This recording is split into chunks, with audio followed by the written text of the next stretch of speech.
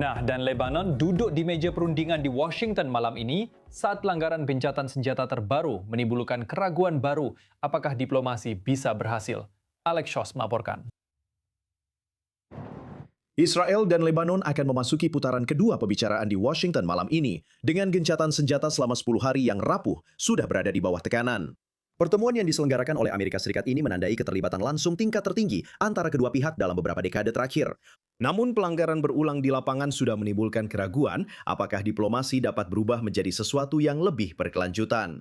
Pada hari Kamis, IDF mengatakan Hizbullah menembakkan rudal anti-tank ke pasukan yang ditempatkan di Lebanon Selatan, menyebutnya sebagai pelanggaran serius terhadap gencatan senjata.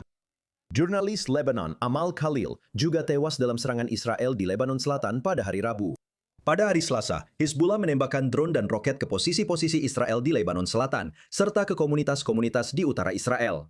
IDF mengatakan mereka menyerang peluncur yang digunakan dalam serangan itu dalam beberapa menit. Kedua belah pihak saling menuduh pihak lawan sebagai yang pertama melanggar gencatan senjata.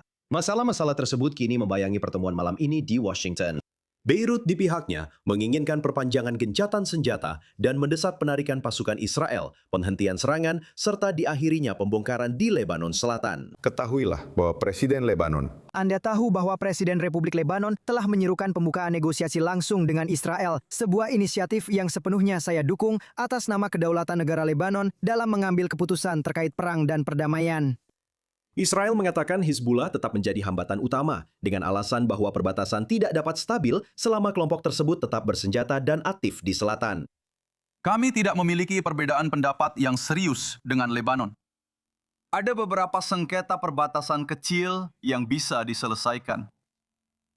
Hambatan untuk perdamaian dan normalisasi antara kedua negara hanya satu: Hizbullah. Ketegangan juga telah mempengaruhi pasukan internasional di lapangan. Seorang tentara Prancis kedua kini telah meninggal akibat luka-luka yang dideritanya dalam serangan pekan lalu terhadap pasukan penjaga perdamaian PBB di Lebanon Selatan. Presiden Emmanuel Macron menyalahkan Hizbullah, sementara UNIFIL tidak menyebut kelompok itu secara langsung, melainkan menuding apa yang disebut sebagai aktor non-negara.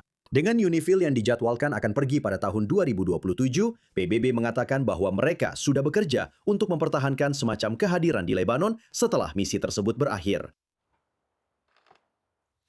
Dan untuk membahas hal ini, saya bersama Mayor Cadangan Afraham Melevin. Dia adalah juru bicara senior dan direktur media di Alma Center yang bergabung bersama kita dari utara Israel. Sebelum kita membahas situasi terkini dari pembicaraan antara Israel dan Lebanon, apa yang sebenarnya terjadi di lapangan? Karena kita melihat bahwa Hizbullah sekarang terus menyerang tentara Israel, setidaknya di wilayah selatan Lebanon. Di sisi lain, tentara Israel juga menyerang Hizbullah. Apakah situasi ini adalah kenyataan baru di utara? Haruskah kita mengharapkan bahwa inilah yang akan terjadi?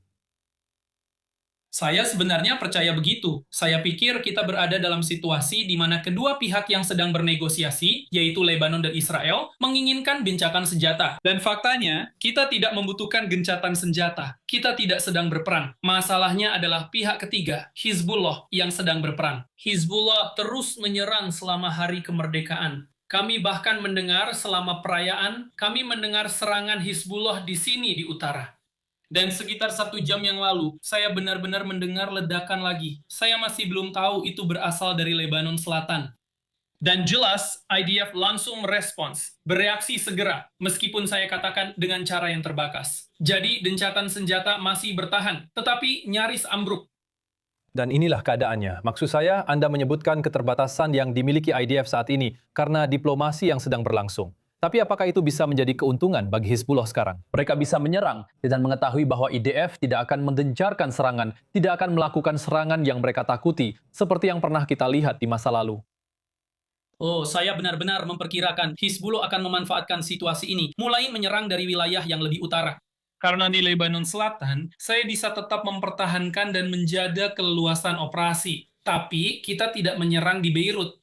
Kita tidak menyerang Baka, perbatasan dengan Suriah, yang merupakan wilayah strategis utama dan penting bagi Hizbullah. Dan kita terbatas, kita tidak menyerang di sana. Bukan berarti saya ikut duduk dalam negosiasi, tapi tampaknya tidak ada serangan ke Beirut atau Baka sejak gencatan senjata dimulai.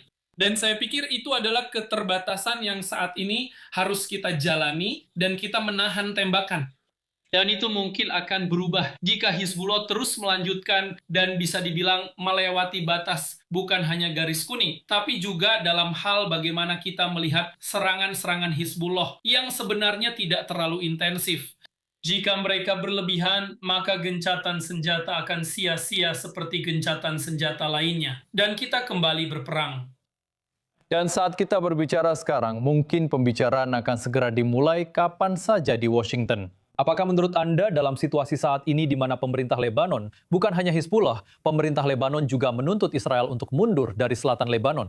Mereka tidak bisa hidup dengan apa yang disebut zona penyangga ini, seperti yang mereka katakan. Apakah menurut Anda Israel benar-benar bisa melepaskan ini? Apakah Israel bisa mengorbankan ini demi, saya tidak tahu apa yang mungkin datang juga dari pemerintah Lebanon di pihak sana?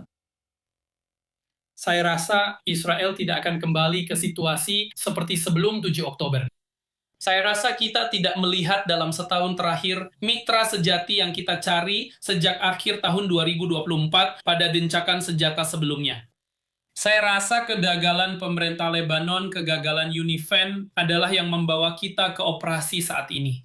Dan dalam gencatan senjata kali ini, saya mengharapkan hasil yang berbeda, jawaban yang berbeda terhadap situasi dengan Hizbullah yang tidak kita miliki setahun lalu. Saya rasa kita telah memberi mereka kesempatan lagi. Saya rasa kita masih memberi mereka kesempatan, tapi ada batasnya. Dan saya tidak melihat IDF mundur dan menarik diri dari Lebanon Selatan sampai kita melihat perubahan nyata di lapangan yang sebenarnya belum kita lihat di Lebanon Selatan. Ya, dan itu memang pertanyaannya di sini. Karena menurutmu, apakah pemerintah Lebanon bisa membubarkan Hizbullah di masa depan? Baiklah, mari kita mulai dengan beberapa langkah yang lebih mudah. Bagaimana kalau mengusir duta besar Iran seperti yang sebenarnya sudah kamu coba beberapa minggu lalu? Bagaimana kalau saat kamu menangkap anggota Hizbullah yang membawa senjata ilegal, jangan membebaskan mereka dan melepaskan mereka beberapa hari atau beberapa bulan kemudian? Bagaimana kalau kamu menepati janji dan mematuhi hukummu sendiri sebelum membiarkan Hizbullah melakukan apapun yang mereka mau di Lebanon Selatan, di Beirut, dan di Bekaa? Kita sudah melihat kemana itu membawamu, dan menurutku itulah yang kami harapkan. Kami mencari mitra yang lebih kuat di pihak Lebanon, dan kami sedang berbicara dengan mereka. Dan mereka memang berbicara seperti yang kami harapkan, tapi mereka belum benar-benar bertindak. Baiklah, Mayor Cadangan Avraham Levin, pembicara senior dan Direktur Media di Alma Center. Terima kasih banyak. Dengan senang hati.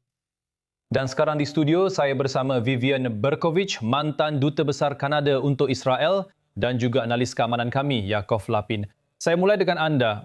Vivian, menurut Anda apakah diplomasi saja bisa menyelesaikan masalah yang tampaknya juga dimiliki Israel dan Lebanon ini? Saya tidak berpikir diplomasi saja bisa menyelesaikannya, dan saya juga tidak berpikir aksi militer saja bisa menyelesaikannya. Saya pikir Anda tahu, semacam je ne sais quoi, formula ajaib, sinergi dari keduanya yang bersatu dengan cara yang tepat dan pada waktu yang tepat.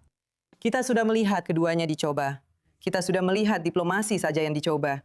Dan kita juga sudah melihat aksi militer saja yang dicoba. Dan itu jelas tidak akan berhasil. Saya pikir Anda tahu salah satu hal yang tadi Anda diskusikan dengan Mayor di Alma Center.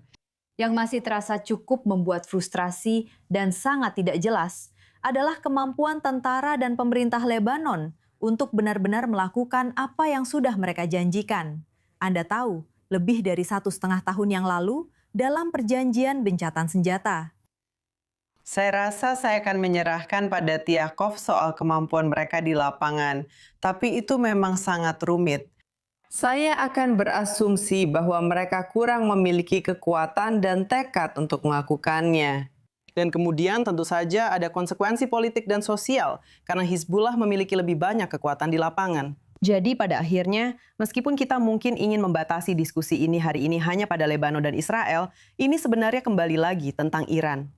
Dan jika Iran berhasil dikalahkan, Hizbullah akan menjadi masalah yang jauh lebih mudah untuk diatasi.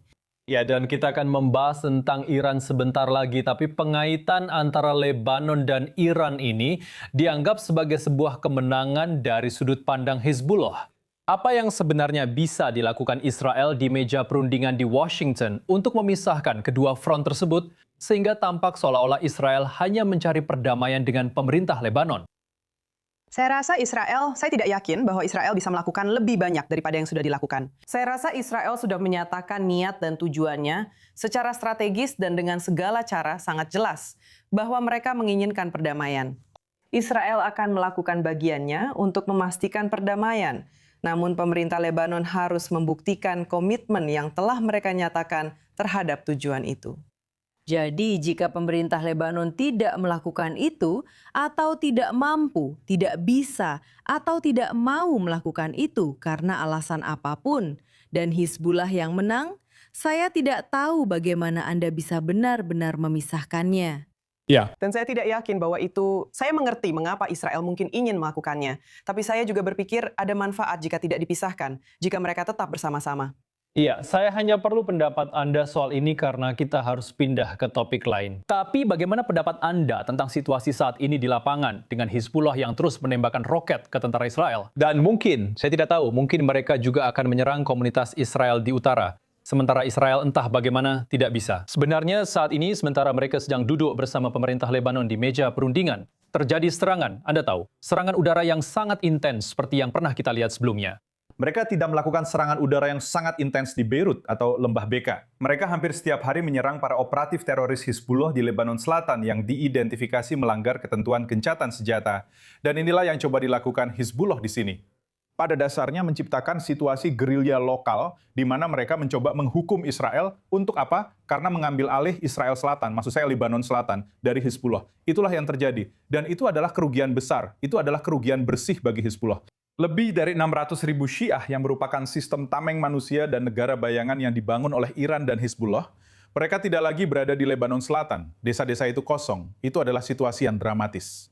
Sekarang, pada akhirnya, yang terjadi adalah Hizbullah telah kehilangan Lebanon Selatan. Mereka juga kehilangan dukungan pemerintah Lebanon, karena bahkan, seperti yang dikatakan Vivian dengan sangat benar, mereka belum membuktikan bahwa mereka bisa menjadi negara berdaulat. Namun, fakta bahwa mereka melakukan negosiasi langsung dengan Israel adalah pukulan nyata terhadap legitimasi Hizbullah. Apa yang disebut sebagai pembela Lebanon saat ini, justru dipandang oleh pemerintah Lebanon sendiri sebagai pihak yang menyerang di Lebanon, membawa bencana bagi Lebanon. Dan Lebanon sedang bernegosiasi dengan Israel. Jadi menurut saya, Israel sebenarnya beroperasi dengan baik di sini secara militer. Kita telah melihat peningkatan besar dalam keamanan Israel Utara karena ancaman rudal anti-tank telah dihilangkan. Sel teror lintas batas memang belum sepenuhnya dihilangkan, tapi sudah sangat berkurang. Sekarang kita hanya menghadapi roket, dan itu adalah situasi yang masih berlangsung, tidak diragukan lagi. Tapi menurut saya, kesimpulan keseluruhannya adalah situasi strategis Hizbullah justru memburuk, bukan membaik sejak perang ini dimulai.